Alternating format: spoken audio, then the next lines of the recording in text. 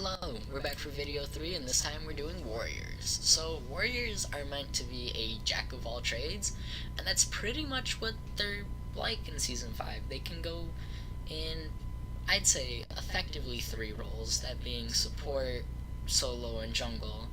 And you could go like in the hunter role or the mid lane with them. It's not really conventional just because you'll probably end up losing. But also you can get away with it if you outplay your opponent. But anyways, so we're gonna start with this video, and warriors are very simple. They pretty much only have like these are the only 4 items that aren't starter items that they can get away with in solo or any other thing really, right? So we'll start with solo lane, obviously. So solo lane, after the nerf to Warrior's Blessing, you can get away with Hunter's Blessing, Mage's Blessing, Guardian's Blessing. If you really don't want to clear the wave and you just want to sit there and try and beat the shit out of your opponent, you can probably get away with Guardian's Blessing. Although, I think that these 3 are where you'll probably be at, right? If you're an auto attack based god, Hunter's Blessing. If you're an ability based god, Mage's Blessing. Examples of this would be like Erlang Shen, Bellona, Osiris. Here you'd have Sun Wukong, Achilles even. Who's another? Odin, Nike, like ability based ones, right? And with I have to add something. With the next patch, it's not live yet, but this might start being a common thing, right? Where you get this and then a blessing, because they're making Berserker Shield, which is just an auto attack based gladiator shield. And I bet you this will become a thing.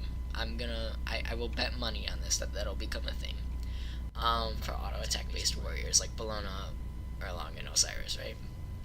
So these are all pretty self-explanatory, right? I put these 2 up top and these on the bottom for a reason though, right?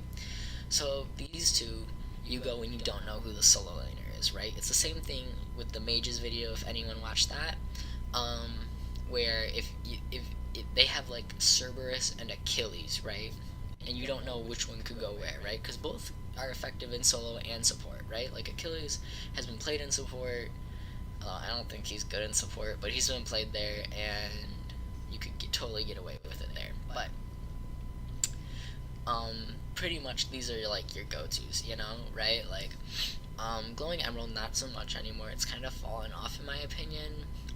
I don't think Stoner Guy is as good with how prevalent anti-heal is, and pretty much this item's just like sustain, and after the nerfs, I don't think it's that good. It's here just in case you are like, fuck boots, I don't want to go boots, even though boots are definitely what you're gonna be going, right? Because you'll save up 1100 gold at max, back, teleport back in, and then you have a giant power spike. And if your opponent didn't back to go get boots at the same time, you win. You just win the trades. Like, they can't fight you, right? Like, it's 40 physical power or 20 physical power and attack speed. Like, they can't fight you, right? If you go reinforced groups, maybe they have a chance at fighting you, but then you also become so stupid tanky. Like, there's no point, right? These you can get away with, but they don't offer any health for taking minion, especially Enchanted Gasari. I think is probably the worst of these 2, just because you'd only be using it up against like a magical character, right? And you'd be taking physical creep damage, right? And like Warrior's Blessing doesn't give any physical defense yet. So that's why I think Shogun's Gasari is just meh. Or not Gasari. Ugh, I read that. Enchanted Gasari is just meh, Shogun's is broken. Breastplate.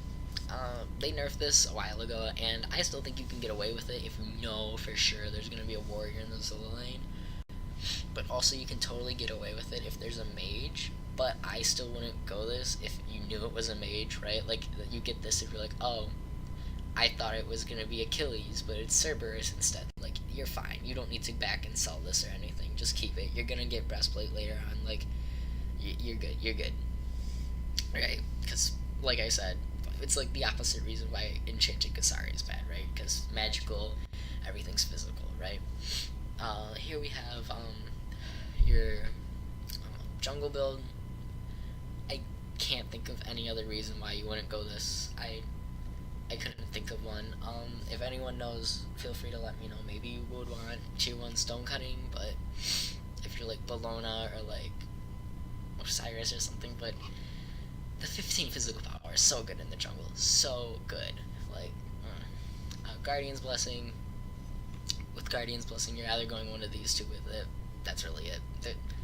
Your support. That's really it. You back get Boots, or you back and get Gauntlet with Thebes. That's really it.